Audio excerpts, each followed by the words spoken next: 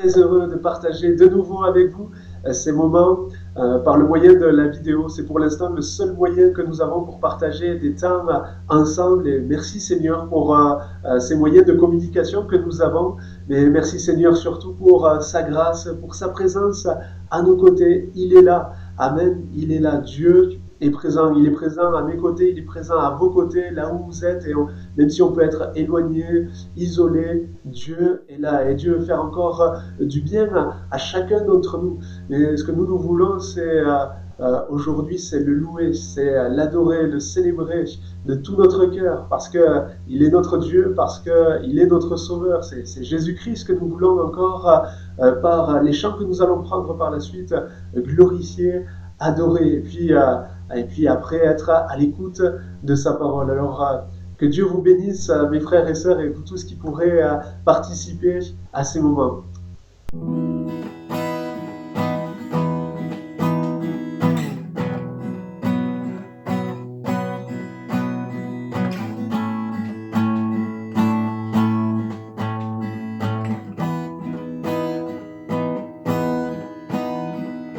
Ouvre les yeux de mon cœur, Père, ouvre les yeux de mon cœur, je désire te voir, je désire te voir.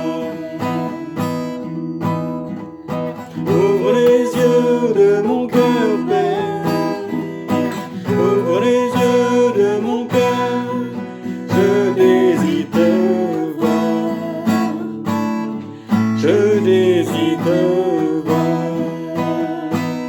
Élevé au plus haut des cieux, rayonnant de l'éclat de ta gloire, répand ton amour, ta force, alors que nous chantons, tu es saint. Ouvre les yeux de mon cœur, Père, ouvre les yeux de mon cœur, je désire te voir, je désire te voir. Ouvre les yeux de mon cœur, Père, ouvre les yeux de mon cœur, je désire te voir, je désire te voir. Élevé au plus haut des cieux, rayonnant de l'éclat de ta gloire, répand ton amour, ta force, alors que nous chantons, tu es saint. Élevé au plus haut des cieux, rayonnant de l'éclat de ta gloire, répand ton amour, ta force, alors que nous chantons, tu es saint. Tu es saint, tu es saint, tu es saint, tu es saint, tu es saint, tu es saint, je désire te voir. Tu es saint, tu es saint, tu es saint, tu es saint, tu es saint, tu es saint, je désire te voir, je désire te voir.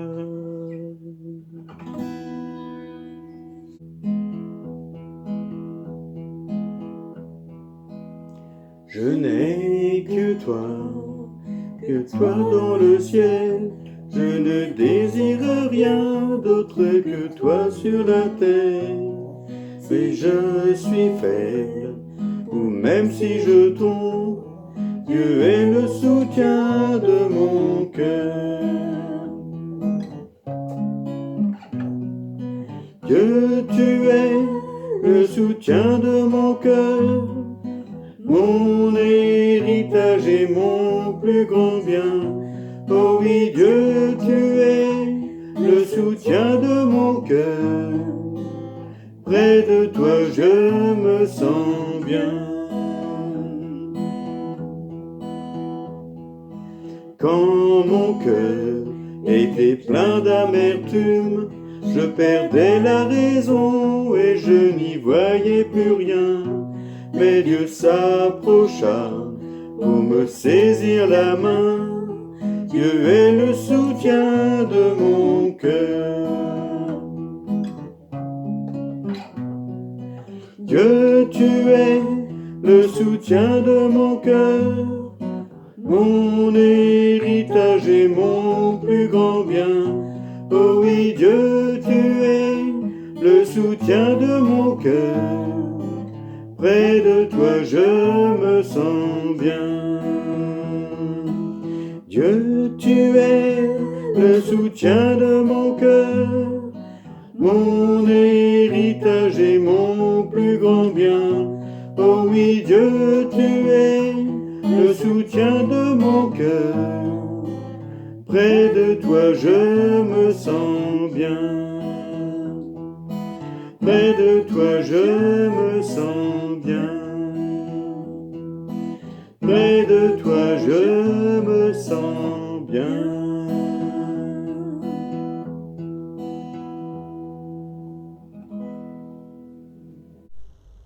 Amen. Gloire à Dieu. Merci Seigneur et merci à Jean-Paul et Nadine pour ces chants. Alors ouvrons maintenant ensemble la Bible. Venez avec moi dans le livre des Nombres, Nombres chapitre 14, verset 20. Nombres chapitre 14, verset 20. Et l'Éternel dit, je pardonne comme tu l'as demandé, mais je suis vivant. Et la gloire de l'Éternel remplira toute la terre. Tous ceux qui ont vu ma gloire et les prodiges que j'ai faits en Égypte et dans le désert, qui m'ont tenté déjà 10 fois et qui n'ont point écouté ma voix, tous ceux-là ne verront point le pays que j'ai juré à leur père de leur donner. Tous ceux qui m'ont méprisé ne le verront point. Et parce que mon serviteur Caleb a été animé d'un autre esprit et qu'il a pleinement suivi ma voix, je le ferai entrer dans le pays où il est allé, et ses descendants le posséderont. Animé d'un autre esprit. Voilà la pensée qui est venue sur mon cœur que j'aimerais partager avec vous aujourd'hui. Animé d'un autre esprit. De quel esprit êtes-vous animé? D'un esprit de défaite ou d'un esprit de victoire? Les deux ont des conséquences, c'est ce que nous allons voir. Dans ce passage que nous avons lu, nous voyons Dieu parler à Moïse et lui rappeler ce qui s'était passé, ce que Dieu avait fait à l'égard de son peuple, le peuple d'Israël, le peuple hébreu, comment il les avait libérés d'Égypte et conduits dans le désert, mais comment il avait manifesté sa gloire dans toutes ces étapes. Oui, Dieu avait manifesté sa gloire pour libérer le peuple hébreu d'Égypte. Il les avait libérés à main forte et à bras étendus, comme nous dit la parole. Il avait fait pour eux de nombreux prodiges et miracles. Rappelez-vous la traversée de la mer Rouge, la mer Rouge qui s'est séparée en deux devant eux. Avant cela même, il y avait le miracle de la colonne de nuée le jour et la colonne de feu la nuit pour les conduire, les guider. Et c'était aussi une manifestation visible. Tout cela, ils l'ont vu. C'était une manifestation visible de la présence de Dieu qui était là, qui était avec eux, qui prenait soin d'eux. Par la suite, dans le désert, il y a eu le miracle de la manne. Dieu les a nourris. Il y a eu le miracle de l'eau sortie du rocher, etc. Dieu avait vraiment prouvé sa bienveillance, sa puissance pour prendre soin de son peuple. Et dans Nombre 14, le peuple en était venu avec cette traversée du désert à être arrivé aux portes de Canaan, du pays de Canaan. C'était là que Dieu voulait les conduire. C'était le pays de la promesse. Dieu avait fait cette promesse. Dieu leur avait donné ce pays. Et Dieu avait demandé à Moïse d'envoyer des hommes pour explorer ce pays. On peut voir cela dans les chapitres juste précédents. Dans le chapitre 13, il y avait ces hommes qui avaient été choisis pour aller voir le pays, ce qu'il était, le peuple qui l'habitait, les villes, voir comment elles étaient, si elles étaient fortifiées, le terrain, s'il était gras ou s'il était maigre, s'il y avait des arbres. Ces hommes devaient aller explorer le pays. Ils sont partis et puis ils sont revenus, ils ont fait un rapport. Et pour faire simple et court, sur les 12 qui sont partis, il y en a 10 qui décrièrent le pays sans foi, et puis il y en a eu 2 seulement qui ont décrit ce qu'ils avaient vu avec foi. À votre avis, quel avis a écouté le peuple, entendant ce rapport? 10 contre 2.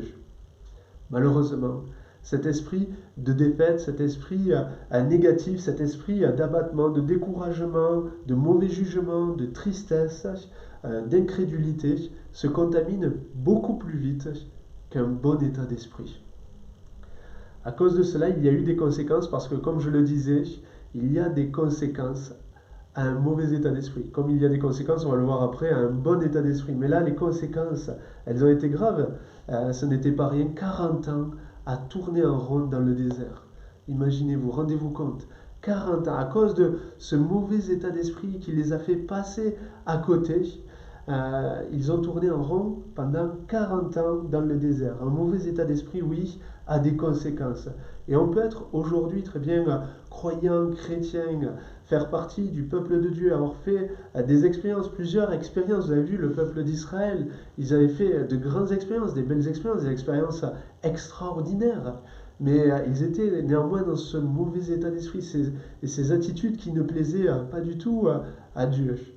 Et on peut être encore aujourd'hui au sein du peuple de Dieu, avoir fait des expériences, être baptisé, engagé, même servir, et être dans un mauvais état d'esprit. Et ça peut avoir encore aujourd'hui des conséquences. Ça a des conséquences. De quel esprit êtes-vous animé? De quel esprit êtes-vous animé? Comment être animé de notre esprit? Quand on est animé d'un mauvais état d'esprit, comment changer? Comment être animé d'un bon état d'esprit? À l'exemple de Caleb et Josué, comment être animé de notre esprit? Avant de voir quelques conseils pour y arriver, j'aimerais voir avec vous quelques constats. Parce que la vie ne se déroule pas comme sur des roulettes, parce que tout ne se passe pas comme nous le voudrions. Nous avons développé 3 tendances que j'aimerais voir avec vous. C'est ce constat, 3 tendances très naturelles, très innées. La première, c'est la tendance à réagir de façon négative plutôt que positive. Quand il y a des circonstances qui nous sont défavorables, que la vie nous lance des défis d'apparence insurmontables, nous réagissons automatiquement de manière négative, surtout quand il y a des changements inattendus. C'est vrai ou c'est pas vrai? Si vous êtes comme la plupart des gens, votre première réaction c'est non. Nous avons cette tendance à réagir de façon négative plutôt que positive. La deuxième tendance, c'est la tendance à considérer nos problèmes horizontalement plutôt que verticalement. C'est-à-dire à voir nos problèmes, les difficultés que nous pouvons avoir avec un point de vue humain, de manière horizontale. Et à mettre de côté, ce n'est pas la tendance que nous avons. Nous mettons bien souvent de côté la vision de Dieu, la vision que Dieu veut nous donner, la vision de Dieu avec nous, à nos côtés, dans nos problèmes, dans nos difficultés. La vision que, comme la Bible nous le dit, les temps et les circonstances sont dans la main de Dieu. Parfois nous avons cette tendance. La tendance à réagir de façon négative plutôt que positive, la tendance à considérer nos problèmes horizontalement et non verticalement, et troisièmement, la tendance à résister au changement. Quand pour la dernière fois avez-vous accepté un changement sans manifester la moindre résistance? On a envie des changements en ce moment. On a envie, avec la situation, le confinement, l'arrêt des réunions à l'église, tous ces changements. Quand pour la dernière fois avez-vous accepté un changement sans résistance? Vous en souvenez? Non? Alors vous êtes comme la plupart d'entre nous. Et nous ne sommes pas les seuls à avoir ces tendances, mais ces tendances datent depuis longtemps, elles sont là et on peut les voir et les retrouver même au sein du peuple de Dieu dans cette situation que nous avons lue. Et ce constat est là. C'est ce constat, je voulais le faire pour que nous puissions ne pas juger le peuple d'Israël en pointant du doigt leurs erreurs et ce qu'ils ont mal fait. Non, parce que nous n'aurions très certainement pas fait mieux. Et ce constat nous permet de mieux les comprendre justement.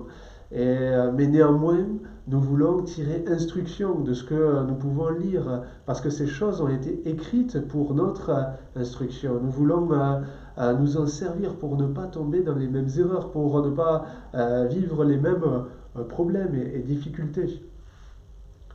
Le peuple d'Israël avait fait plusieurs grandes expériences avec Dieu, mais avaient du mal à marcher par la foi. Ils avaient du mal à faire véritablement confiance à Dieu. Et puis, nous l'avons vu, à lui obéir. Et ils étaient en proie au négativisme, à la suspicion. Ils avaient un point de vue horizontal, un esprit fermé. Ils étaient dans ces tendances dont on vient de parler. Alors maintenant, comment être animé d'un autre esprit?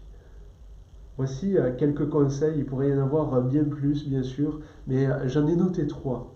Le premier, c'est rappelons-nous que Dieu a un plan. Rappelons-nous que Dieu a un plan. Et Dieu sait ce qu'il fait. Pour chacun d'entre nous, pour ses enfants, Dieu a un plan. La Bible nous dit que Dieu a des projets de paix et non de malheur, un avenir et de l'espérance. Et Dieu veut nous conduire dans ce plan, dans ce qu'il a de meilleur pour chacun d'entre nous. On peut se demander pourquoi Dieu voulait conduire son peuple dans ce pays de Canaan, qui, de surcroît, était occupé par des géants, par des villes qui étaient fortifiées, et un pays qui dévore ses habitants. C'est le rapport que vont faire ceux qui étaient partis, ces hommes qui étaient partis explorer le pays. Et cette situation était là pour qu'ils puissent apprendre à dépendre de Dieu. Dieu permettait à cette situation, le pays était pour eux, le pays leur était donné. Il y avait un but même de jugement à l'égard de ces nations qui étaient, de ces peuples qui étaient déjà dans ce pays. Parce qu'aujourd'hui, ça peut paraître particulier que Dieu ait donné un pays à son peuple, un pays occupé. Il aurait pu les conduire dans un lieu où il n'y avait personne. Mais en fait, Dieu utilisait son peuple pour amener un jugement sur le pays de Canaan, sur les peuples qui l'habitaient, parce qu'il y avait toutes sortes d'abominations, de choses vraiment mauvaises et qui ne plaisaient pas à Dieu, qui offensaient Dieu là aussi. Et Dieu va utiliser son peuple pour amener un jugement. Il voulait utiliser son peuple pour que sa gloire se manifeste et pour bénir toutes les nations. Ce n'était pas un peuple exclusif que Dieu voulait, mais c'était pour éclairer toutes les nations, bénir toutes les nations. Dieu a un plan. Dieu avait un plan pour son peuple. Il savait ce qu'il faisait. Cette situation était une excellente opportunité de voir encore une fois de plus Dieu agir, de pouvoir entrer dans son plan. Mais le peuple est passé à côté. Ils ne se sont pas rappelés du plan de Dieu, de ses paroles, de ses promesses, de sa volonté. Et de même dans nos vies, comme je le disais, il y a des plans, il y a des projets que Dieu a formés sur chacun d'entre nous. Et la manière d'arriver à nous conduire à accomplir ce plan, ces projets, appartient aussi à Dieu. Parce que peut-être que Dieu vous a indiqué ce qu'il voudrait pour vous, ce qu'il veut faire au travers de vous, peut-être un service dans lequel il voudrait vous conduire, mais peut-être pour plus tard. Et la manière d'arriver à ce plan, à cette œuvre, appartient aussi à Dieu. Pour nous, quand on va d'un point A à un point B en voiture, quand on se déplace sur le GPS, on met les indications, le chemin le plus court et le plus rapide. C'est souvent ce qu'on recherche. Mais avec Dieu, ça ne se passe pas toujours ainsi. Avec Dieu, pour aller d'un point A à un point B, quand c'est dans son plan, il peut y avoir parfois des détours qui ne nous semblent pas toujours logiques, qui ne nous semblent pas toujours compréhensibles, mais Dieu a un plan et il sait ce qu'il fait. Il sait ce qu'il fait pour notre bien, pour nous apprendre à dépendre de lui, pour nous former, pour nous façonner, pour nous transformer. Qui aurait cru que pour Joseph, dans l'Ancien Testament, le plan de Dieu était qu'il soit vendu par ses frères, mené esclave en Égypte et puis par la suite livré en prison injustement. Qui aurait cru que c'était le plan de Dieu pour que par la suite il sauve sa famille et que l'œuvre de Dieu puisse se faire? Qui aurait cru? Et pourtant, Joseph a pu dire, c'est Dieu qui m'a conduit ici. Il a pu le dire à ses frères. Donc, il était conscient du plan de Dieu et il l'a accepté. Et acceptons aussi le plan de Dieu. Ne cherchons pas à avoir notre propre plan ou à faire notre propre volonté, mais acceptons le plan de Dieu et acceptons de nous laisser conduire, quelles que soient les étapes, même si on ne comprend pas, on ne saisit pas. Rappelons-nous que Dieu a un plan et qu'avant de faire une œuvre au travers de nous, ce qu'il veut, c'est aussi et surtout faire une œuvre en nous. Faire une œuvre en nous. Dieu a un plan. Le deuxième conseil, c'est pour être animé de notre esprit, soyons reconnaissants. Soyons reconnaissants. Au lieu de dire merci Seigneur, tu es à l'œuvre, tu nous aimes, tu veilles sur nous, nous n'avons rien à craindre. Merci pour ce pays que tu nous as donné. Le peuple s'est plaint, le peuple a gémi, le peuple a murmuré. Il y a eu de la suspicion à l'égard de Moïse de suite, et puis ils ont pleuré. Voilà comment le peuple a réagi. Mettez-vous une seconde à la place de Dieu qui avait montré sa puissance pour libérer ce peuple d'Égypte, comment il les avait conduits dans le désert, comment il avait pourvu à tous leurs besoins, il leur avait montré de manière visible qu'il était là et qu'il serait là. Il y avait ces paroles qui assuraient qu'il ne les abandonnerait pas, mais voilà comment le peuple a agi, a réagi. Et quelle offense, quel mépris. Ils ont été vraiment ingrats. Le peuple a réagi de manière négative et horizontale.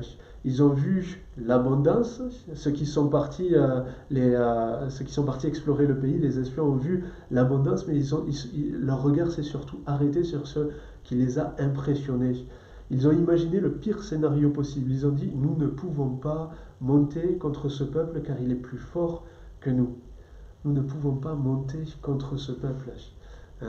Où est Dieu dans tout ça? Où était leur foi, leur obéissance?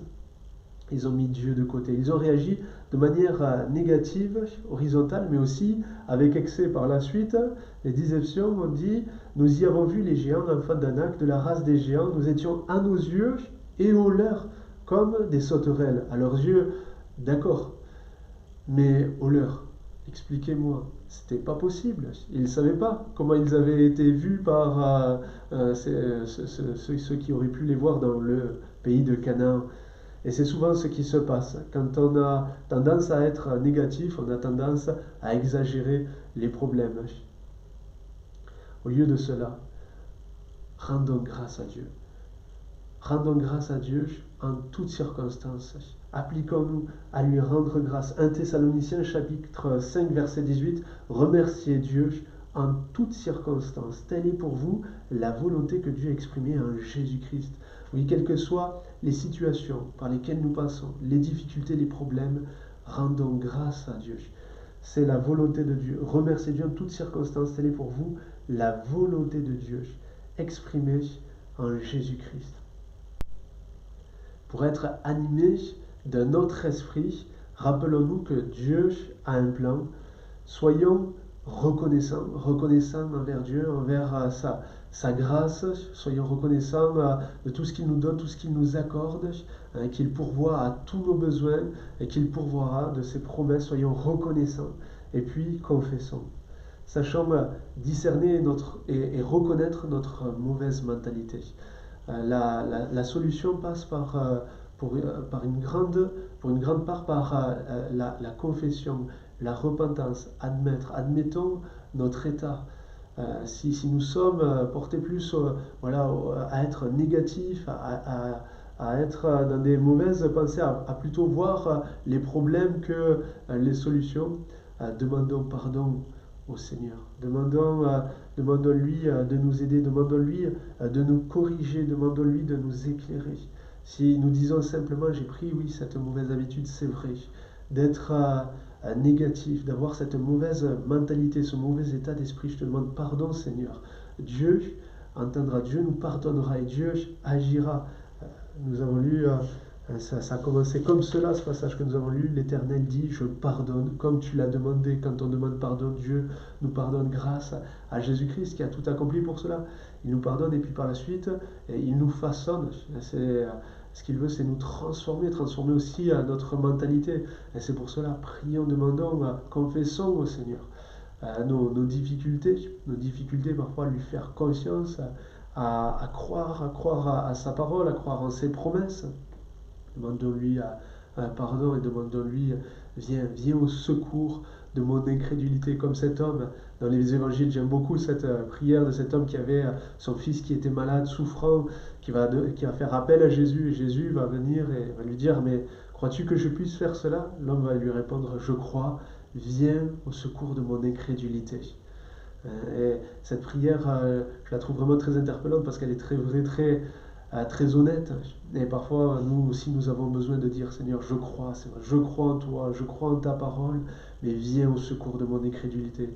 Il y a toutes ces incrédulités qui sont là, qui peuvent prendre place dans ma vie et qui sont des obstacles. Je te prie, Seigneur, viens au secours de mon incrédulité, viens fortifier ma foi. Et en faisant cela, Dieu vous libérera, Dieu vous aidera et Dieu vous transformera. Voilà les quelques conseils que j'avais sur le cœur pour être animés de notre esprit. Je les répète, rappelons-nous, Dieu a un plan, soyons reconnaissants et confessons. Si nous sommes dans cette mauvaise mentalité, mauvais état d'esprit, demandons pardon au Seigneur. Je termine. Caleb et Josué ont eu ce bon état d'esprit, pas seulement dans cette situation, mais tout au long de leur vie.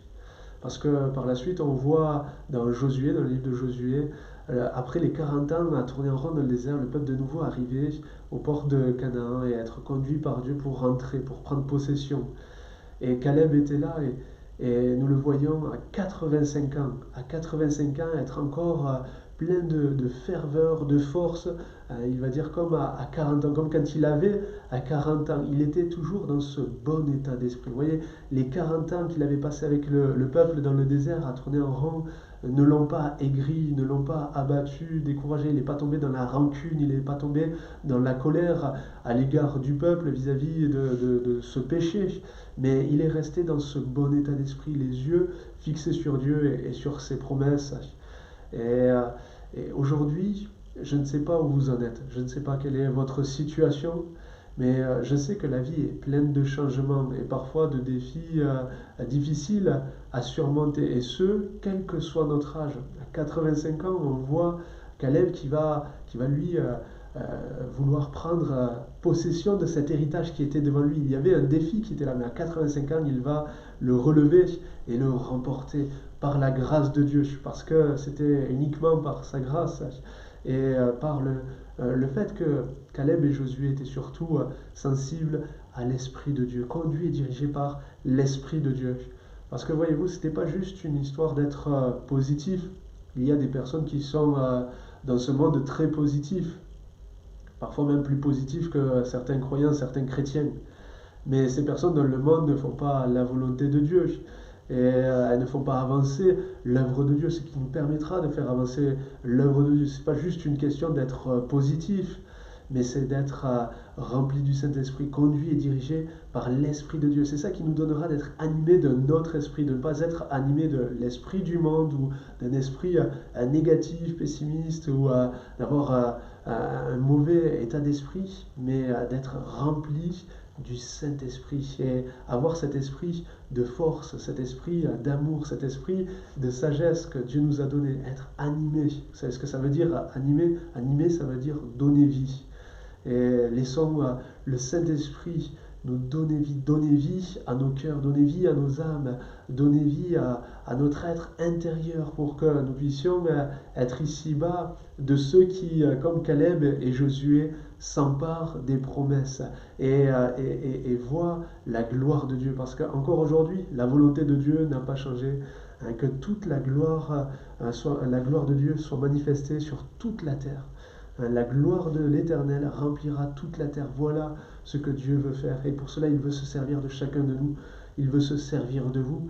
Mais il se servira de ceux qui sont animés de notre esprit. Pas l'esprit, je le redis, pas l'esprit défaitiste, pas l'esprit de ce monde, mais l'esprit conduit et dirigé par l'Esprit de Dieu, en étant attaché à Dieu, attaché à sa parole, en étant obéissant à sa parole et en ayant toujours la croix au centre de nos vies. Parce que là encore, une fois de plus, qui aurait pensé qu'avant que cela ne se passe, avant que cela n'arrive, qui aurait cru que la croix, c'était dans le plan de Dieu pour Jésus, pour sauver l'humanité entière. Là encore, C'était impensable, inimaginable, mais, euh, mais ça a été le plan de Dieu. Et la croix, c'était pour Jésus, pour nous sauver, mais la croix, c'est aussi pour nous dans notre vie, pour vivre à la gloire de Dieu, pour vivre non pas comme on le veut, comme on l'entend, notre propre volonté. Parfois, nous, on veut faire la volonté de Dieu, vivre les plans, les projets de Dieu, les promesses de Dieu, mais sans passer par la croix, sans mettre la croix au centre. Et le Seigneur nous rappelle pour vivre et avoir un autre état d'esprit, être animé d'un autre esprit, un esprit qui lui soit agréable, un esprit qui s'empare des promesses, et mettons la croix toujours au centre, restons attachés à lui, en communion avec lui, en communion avec sa parole, dans les temps que nous vivons. C'est plus que jamais nécessaire. Ce monde qui nous entoure est très négatif. Quand on regarde rien qu'avec la situation, le Covid, tout ce qu'on entend, c'est toujours très souvent très négatif. On nous parle que de ceux qui sont contaminés. On nous dit pas tous ceux qui ont été contaminés mais qui n'ont pas les symptômes ou qui ont été par la suite soulagés, qui vont mieux. On nous dit surtout tous ceux qui ont été contaminés et ceux qui vont mal. Vous voyez, tout ce monde est porté sur tout ce qui est négatif et amplifie les problèmes. Je ne veux pas dire que ce n'est pas un problème la situation par laquelle on vit avec le virus, mais ne nous laissons pas affecter par cette mentalité qui nous entoure. Nous soyons animés de notre esprit pour faire avancer l'œuvre de Dieu et être des sources de bénédiction partout autour de nous, parce que ce mauvais état d'esprit a des conséquences. Il peut contaminer tout un peuple, vous avez vu. Avec un mauvais état d'esprit, on peut contaminer toute sa famille, ses proches, son entourage, l'église dans laquelle on est. Mais avec un bon esprit, en étant animé de notre esprit, l'esprit de Dieu qui nous conduit, nous dirige, on peut aussi vivre de belles conséquences, des conséquences merveilleuses qui amènent la gloire de Dieu. Alors mes frères et sœurs, continuons, persévérons, que Dieu vous bénisse. À très bientôt.